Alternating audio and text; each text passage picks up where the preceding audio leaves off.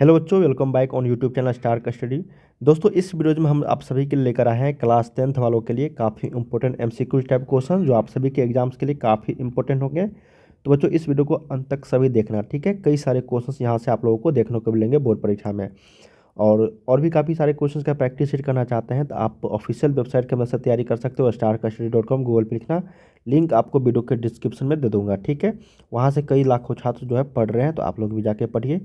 कई सारे क्वेश्चंस वहाँ से देखने को मिलेंगे, सब्जेक्टिव चैप्टर वाइज लघु और दीर्घोत्तर प्रश्न भी देखने को मिलेंगे, साथ में मॉडल सेट और प्रीवियस ईयर क्वेश्चन पेपर। चलिए वीडियो को लाइक कर लेना सारे, ताकि इस तरीके के नए वीडियो लेकर आऊँगा, इसके लिए चैनल को सब्सक्राइब कर लेना।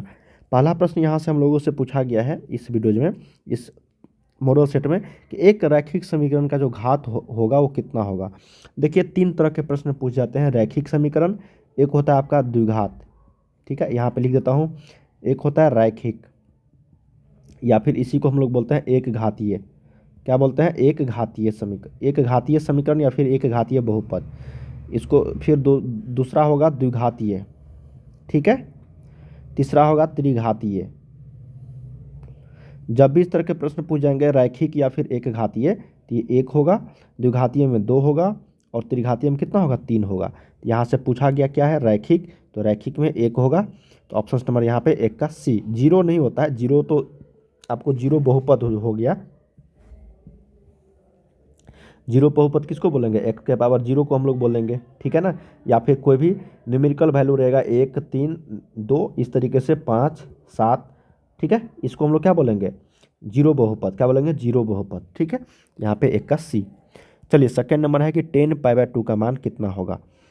बहुत ही सिंपल है। 10π/2 का मतलब हो गया 10 90 डिग्री, क्योंकि पाई का मान 180 होता है, बट्टा में 2, तो ये हो जाएगा आपका 10 90 डिग्री। तो 10 90 डिग्री का वैल्यू कितना होता है? 10 0 0 होता है, 10 30 डिग्री 1/√3 होता है, 10 45 1 होता है, ठीक है। उसी तरीके से यहाँ पे 10 90 डिग्री का वैल्यू कितना होगा? तो 10 90 डिग्री का वैल्यू यहाँ पे इन्फिनिट हो जाता है। ऑप्शन नंबर डी हो जाएगा करेक्ट। क्या हो जाएगा? डी हो जाएगा, ठीक है। बहुत सारे छात्रों को ये नहीं पता रहता यहाँ पे कि आखिर ये 10π/2 मतलब 10 90 का वैल्यू इन्फिनिट आता कैसे है, मतलब इन्फिनिट या फिर अनंत हो कैसे जाता है, ठीक है ना। तो इसके बारे में मैं आप लोग को यहाँ पे बता दूँ, तो 10 थीटा जो होता है उसका वैल्यू जो होती है वो साइन अपॉन कॉस के बराबर होती है, ठीक है। जितना साइन थीटा बट्टा में कॉस थीटा का वैल्यू आएगा वही 10 थीटा के बराबर हो जाती है वैल्यू। तो हम लोग इसको लिख सकते हैं क्या? देखो, तो 10 90 डिग्री, π/2 का मतलब 90 डिग्री, इसको लिख सकते हैं हम लोग क्या? साइन 90 अपॉन कॉस 90, क्योंकि हम इसका फार्मूला जानते हैं, टेन थीटा बराबर sine theta upon cos theta. Theta का वैल्यू तीनों जगह सेम रहेगा। तो यहाँ से साइन 90 का वैल्यू हम लोग जानते हैं एक होती है, कॉस 90 का वैल्यू जीरो होता है। एक में अगर जीरो से भाग देंगे तो क्या आएगा? इन्फिनिटी ही तो आएगा। तो इसीलिए हम लोग यहाँ से इन्फिनिटी याद रखते हैं। चलिए अगला प्रश्न देखते हैं, 3 नंबर, कि बिंदु 4, -3 किस चतुर्थांश में है भाई। तो चतुर्थांश आप सभी को पता होगा, नहीं पता है तो यहाँ पे देख लो। एक्स है, ये वाई है, इसमें पॉजिटिव होता है, इसको हम लोग फर्स्ट क्वाड्रेंट बोलते हैं, इसको सेकंड बोलते हैं भाई, इसको थर्ड बोलते हैं, और इसको फोर्थ बोलते हैं।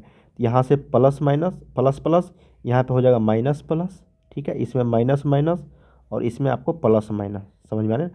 ये प्लस प्लस जो है यहाँ पे स्टार्टिंग में एक्स कोमा वाई, यहाँ पे एक्स कोमा वाई, यहाँ पे एक्स कोमा वाई, यहाँ पे एक्स कोमा वाई, ठीक है। सबसे पहले एक्स निर्देशांक को लिखते हैं, उसके बाद वाई निर्देशांक को लिखते हैं। तो यहाँ पे 4, -3, इसका मतलब पॉजिटिव है पहले, उसके बाद निगेटिव है। तो पॉजिटिव किस में है? पहले इसमें है, और निगेटिव क्या है? बाद में इसमें है। तो इसका मतलब ये चतुर्थ क्वाड्रेंट का है। कितना है? चतुर्थांश का है। तो ऑप्शन नंबर 3 का डी। बहुत ही शानदार प्रश्न था ये, ठीक है ना। चलिए अगला देखते हैं भाई, कि वृत्त के केंद्र पर बना कोण जो होता है वो कितना होता है। शानदार प्रश्न है ये समझो, बहुत ही शानदार प्रश्न है। कई सारे छात्र इसमें गलती करेंगे। क्या करेंगे भाई? गलती करेंगे। चलिए मान लेते हैं ये आपका क्या है? कोई वृत्त है। ये क्या है आपका? कोई वृत्त है। ये वृत्त नहीं हुआ, ये आपका कोई वृत्त है। हाँ, ये वृत्त हुआ, ठीक है, ठीक है। ये वृत्त है, इसका त्रिज्या मानते हैं कोई, ये है आर, ठीक है। आर है कोई त्रिज्या। ये त्रिज्या जो है ना, उसी को हम लोग क्या बोलते हैं? जो त्रिज्या जहाँ से खींचते हैं हम लोग, ये आपका क्या है? यहाँ पे आर इसका वैल्यू है, और ये इसको मान लेते हैं ओ। तो ओ वृत्त का क्या है? केंद्र है।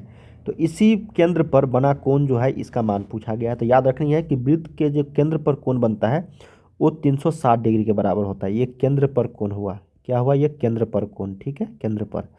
जब आपको परिधि पर पूछ दिया जाए, जैसे यहाँ पे एक परिधि है ना, यहाँ से अगर आप लोग पूछ दिया जाए कि यहाँ पे कितना डिग्री का कोण बनेगा भाई, यहाँ पे अगर कोई मान लेते ये कोई स्पर्श रेखा है, यहाँ से खींचा तो यहाँ से कितना डिग्री का कोण बनेगा परिधि पर, ये 90 डिग्री। कहाँ पे, तो परिधि पर, परिधि बोलते हैं इसको हम लोग, ठीक है। तो ये आपका परिधि पर बनता है, परिधि पर।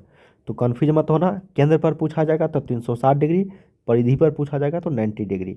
यहाँ पे आप लोगों से पूछा गया था केंद्र पर तो 360 डिग्री। 4 का सही उत्तर सी इज द राइट। भाई अगला है 5 नंबर, 3 5 2 5 7 5 8 5 का बहुलक। बहुलक अभी जस्ट हम लोगों ने पढ़ा कि सबसे ज़्यादा जो बार आता है उसको हम लोग बहुलक बोलते हैं। तो देखो इसमें इस आंकड़ा में सबसे ज़्यादा बार क्या आया है, 5 आया है, 1 2 3 4, 4 जगह 5 है और बाकी कोई भी संख्या ऐसा नहीं है कि जो रिपीटेड हो, सिर्फ 5 ही है जो 4 बार आया है। तो मैक्सिमम बार कौन सा संख्या आया है, 5। ऑप्शन नंबर 5 का सी, जो मैक्सिमम टाइम आया है, महत्तम बार, अधिकतम बार, उसको हम लोग बहुलक बोलते हैं, 5 का सी। 6 नंबर प्रश्न है कि त्रिभुज एबीसी में AB एवं AC के मध्य बिंदु D एवं E इस प्रकार है कि D समानांतर BC तथा BC बराबर 8 सेंटीमीटर, तब D का मान क्या होगा। बहुत ही शानदार प्रश्न है, इसको अच्छे तरीके से समझो। मान लेते हैं भाई ये कोई त्रिभुज है आपका, क्या है, ये त्रिभुज है, A है, ये B है और ये C है। AB का मध्य बिंदु है और AC का मध्य बिंदु, मध्य बिंदु किसको बोलते हैं, जो A और B को मध्य में काटे, और A और C के मध्य बिंदु E है यहाँ पे, ठीक है। क्या कहा गया है, इस प्रकार है कि DE समानांतर BC है, तो इसको जब मिलाते हैं DE को तो ये समानांतर हो जाता है इसके, ठीक है भाई। तो इस समानांतर होने का मतलब हुआ ये कोण और ये कोण बराबर, ये कोण बराबर, ठीक है, इस प्रकार है।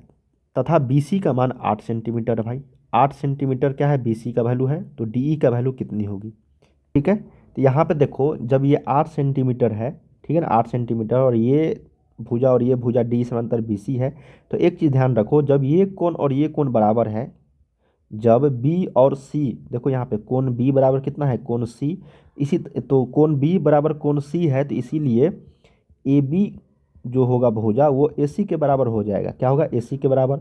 और D जो है AB का मध्य बिंदु है, तो इसका मतलब जो BD होगा वही AD होगा, ठीक है।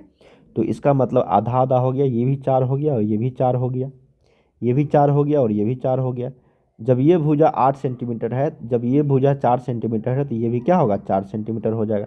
ऑप्शन नंबर 6 का सी। बहुत ही सिंपल प्रश्न था, इसको आप लोग अच्छे तरीके से देख लेना, ये क्वेश्चन पूछा जाता रहा है बार बार, ठीक है ना। तो आपको जब भी अगर यही 4 रहता DE का वैल्यू और BC का वैल्यू पूछता तो दोगुना हो जाता है, ठीक है। ये प्रश्न पूछा गया है प्रीवियस ईयर्स में कई बार, ये चीज़ को आप लोग ध्यान में रखना, इस तरीके के प्रश्न आप लोगों को घुमा फिरा के पूछा जाएगा। चलिए अगला देख लेते हैं 7 नंबर प्रश्न।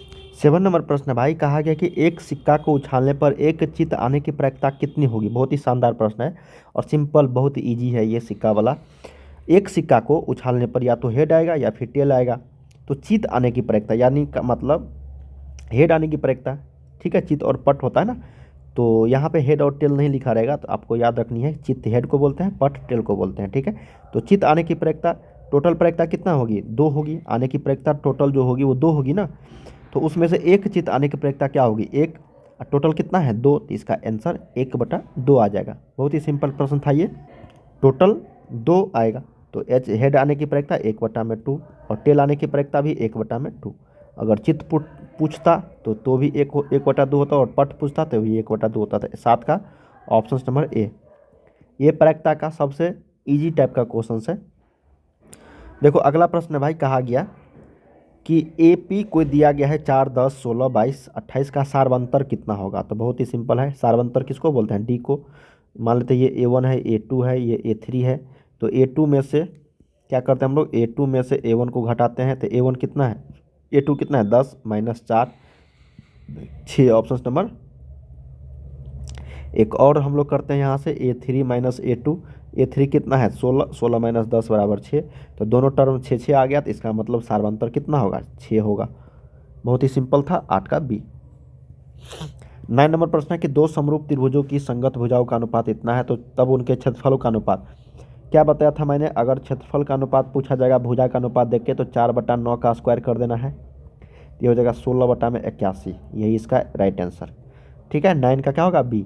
यही अगर भुजा का अनुपात पूछता क्षेत्रफल का अनुपात देकर, जब भुजा का अनुपात पूछता तो रूट अंडर में क्षेत्रफल का अनुपात, रूट अंडर में क्षेत्रफल का अनुपात, तो ये भुजा का अनुपात निकल जाता। ठीक है, चलिए अगला देख लेते हैं भाई 10 नंबर। उसके बाद हम लोग अगले वीडियोज में कवर करेंगे आगे के क्वेश्चन। कहा है 1/√3 किसके बराबर है, तो जानते होंगे 10 30 के बराबर है। 10 30 को कभी कभी 10π/6 भी बोलता है।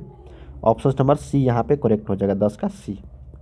तो दोस्तों हम लोगों ने यहाँ पे 1 से लेकर 10 तक क्वेश्चंस किए, आप लोग को छोटा छोटा वीडियो देते हैं ताकि आप आसानी से देख पाओ इस तरीके के प्रश्न। ठीक है, अगले 10 क्वेश्चंस हम लोग अगले वीडियो में कवर करेंगे ताकि इसी तरीके से जितने भी क्वेश्चंस मैं आपको बता सकूँ आप अच्छे तरीके से उसको ध्यान में रखते हुए पढ़ाई कर सको। ठीक है, अगर किसी भी तरह का दिक्कत आती है तो आप ज़रूर मुझे कमेंट करना। बाय बाय सभी को। वीडियो के डिस्क्रिप्शन में वेबसाइट का लिंक है, जाके सभी प्रैक्टिस सेट करते रहना। ठीक है, बाय बाय सभी को।